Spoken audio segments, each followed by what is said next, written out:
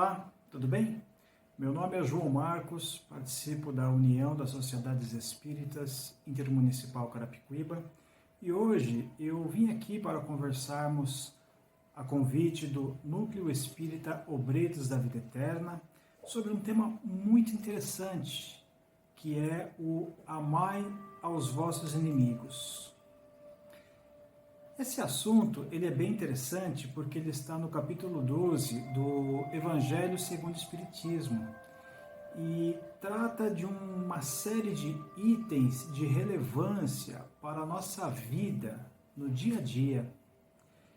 E aí, a primeira reflexão que fazemos é a seguinte: a lei de Deus nos pede que, em primeiro lugar, procuremos amar ao próximo como a nós mesmos. Esse foi o maior mandamento que o Cristo nos deixou. E, em segundo lugar, que devemos considerar os nossos inimigos e desafetos como sendo o nosso próximo também, devendo cada um de nós estender-lhe a nossa compreensão, amor e perdão. Vamos tentar buscar aqui dentro dessa nossa conversa maneiras de enxergar por um outro ângulo, porque se a gente começar a refletir sobre o tema, existem vários significados para a palavra amor. Então, quando falamos em amor, podemos desejar o bem, que é uma questão fraternal para todos, querer ficar perto, desejar morar junto, ter o contato conjugal, ter vontade de ter relacionamento, iniciativa em socorrer, ajudar, auxiliar, que seria a prática da caridade, renunciar pela felicidade de alguém, estender a mão àqueles que não simpatizam conosco. Então, o amor é algo muito amplo, que caberia até uma outra palestra nesse momento. Mas aí nos cabe uma pergunta difícil de ser respondida. Como que Jesus poderia nos ter pedido para amarmos uma pessoa cuja simples presença nos faz sentir muito mal? Afinal de contas, todos nós temos, ou já tivemos, ou teremos algum desafeto. E aí, esses desafetos, eles estão tanto aqui no plano físico como no plano espiritual. Só que tem uma questão muito interessante, porque o amor liberta e o ódio escraviza. Nas justiças dos homens, os crimes, eles prescrevem pelo tempo, mas na justiça de Deus, os erros não se apagam com o passar dos anos. E aí, se a gente começar a parar para pensar nas origens de muitas inimizades, como problemas gravíssimos que acabam acontecendo na nossa vida, como crimes, torturas, assassinatos, prejuízos materiais, roubo, furto, tanta coisa negativa. E essas origens dessas inimizades pode ter primeiro o lado dos danos morais, que seria mentira, calúnia, críticas, traição, infidelidade conjugal. Também tem as divergências de opinião no campo da política, futebol, ciência, religião, e é algo também que às vezes nos faz perder totalmente a nossa razão.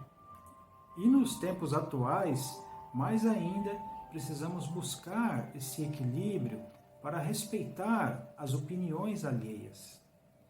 E aí, um grande número de inimizades e aversões nem sempre estão aqui também no campo da vida presente.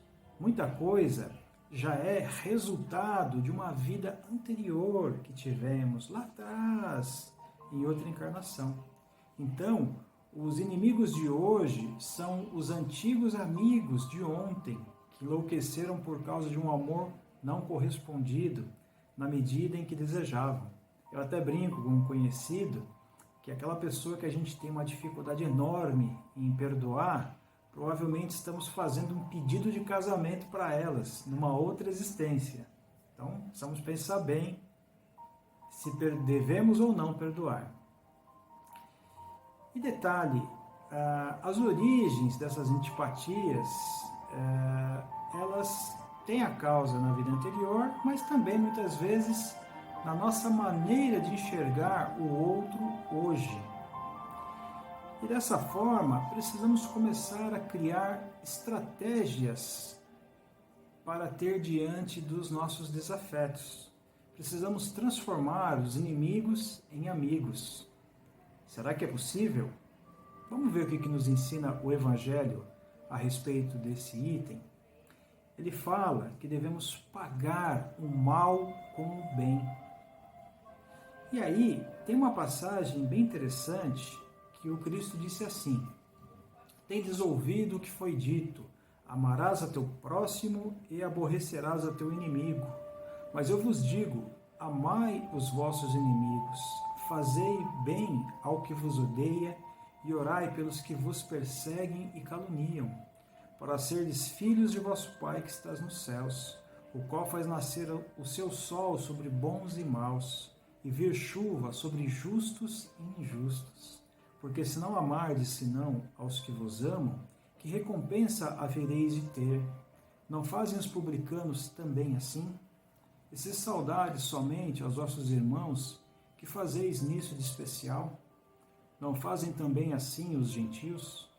E eu vos digo que se a vossa justiça não for maior e mais perfeita do que a dos escribas e fariseus, não entrarei no reino dos céus.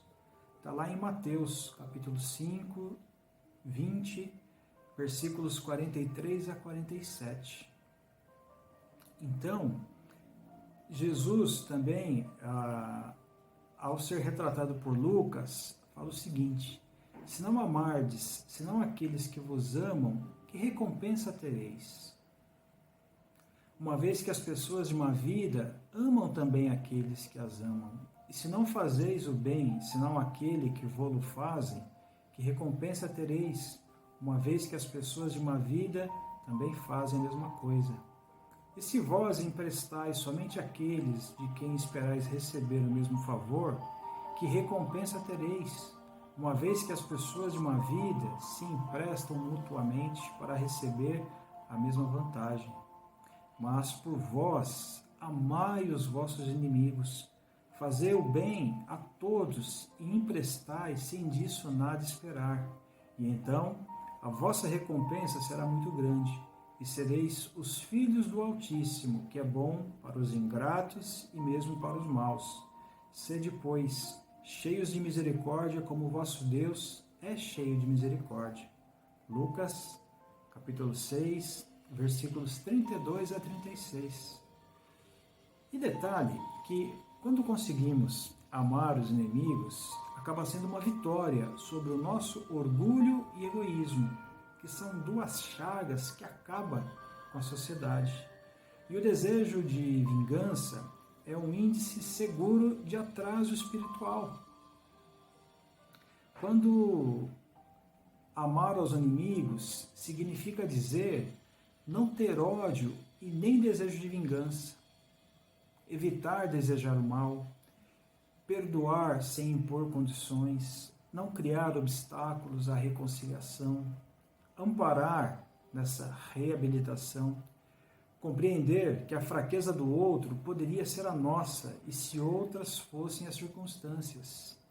É difícil, mas precisamos fazer esse exercício de empatia, nos colocar no lugar da outra pessoa para entender o que motivou-a a cometer o ato que nos desagradou. Nem sempre nós estamos de bom humor, nem sempre nós estamos prontos e dispostos a estar ou ser como a pessoa quer. Então, precisamos pesar na balança também e se colocar no lugar do nosso semelhante. É a tal da empatia. E aí, o Cristo também tem uma outra parte que fala que se alguém bater na face direita, apresentar ele a outra. Será que é fácil, se alguém bater de um lado, darmos o outro para que bata também? Então, nós precisamos entender que o verdadeiro cristão, ele primeiro que não deve ter inimigos, mas não poderá viver livre de alguns adversários. Aliás, somos humanos ainda, num plano de provas e expiações. E detalhe, precisamos fazer a reflexão que nem Jesus conseguiu agradar a todo mundo. Não seremos nós que teremos essa particularidade. Então, e também temos que pensar que o causador da inimizade atual provavelmente não foi outro que nós mesmos.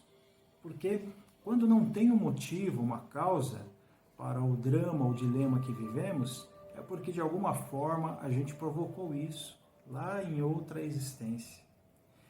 E os desafetos que surgem no nosso caminho são um teste para avaliarmos se aprendemos a lição do perdão. Mas precisamos ainda trabalhar as estratégias para desfazer inimizades. De que forma? Iniciando por uma prece sincera, rogando a Deus um pouco de ajuda para mudar essa situação. Que às vezes a pessoa não quer nem olhar na nossa cara. Pensar e emitir bons pensamentos para o nosso desafeto.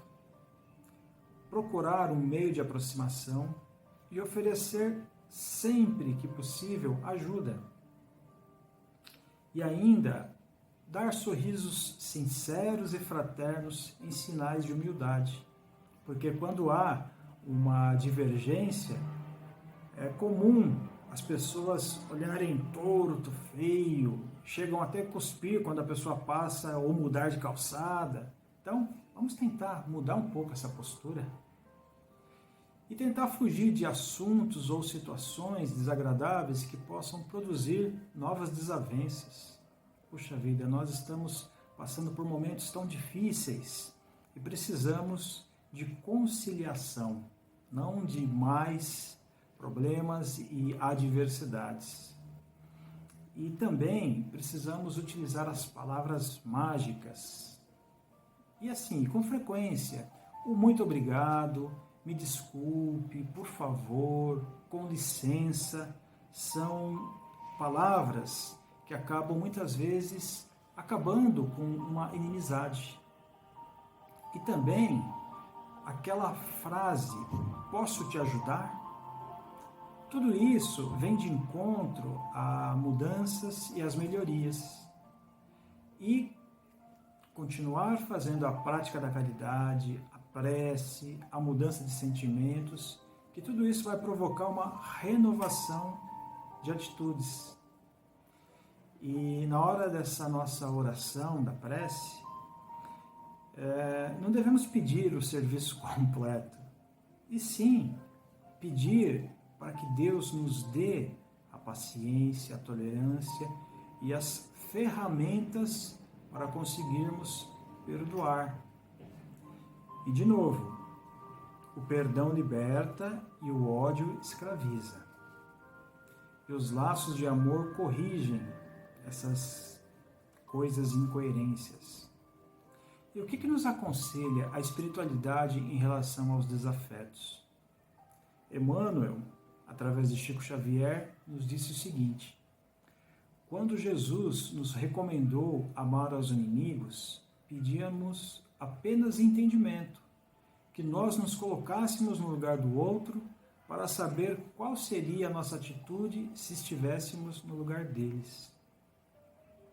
E Jesus pede, acima de tudo, o esquecimento do mal e disposição sincera para o bem, com atitudes positivas de boa vontade, a fim de que os nossos adversários nos identifiquem com mais clareza as boas intenções. O Emmanuel. Então, dessa forma, vamos refletir e repensar muitas situações em que estivermos diante de dilemas, de contradições, e perdoar sempre. Um grande abraço e até outra oportunidade.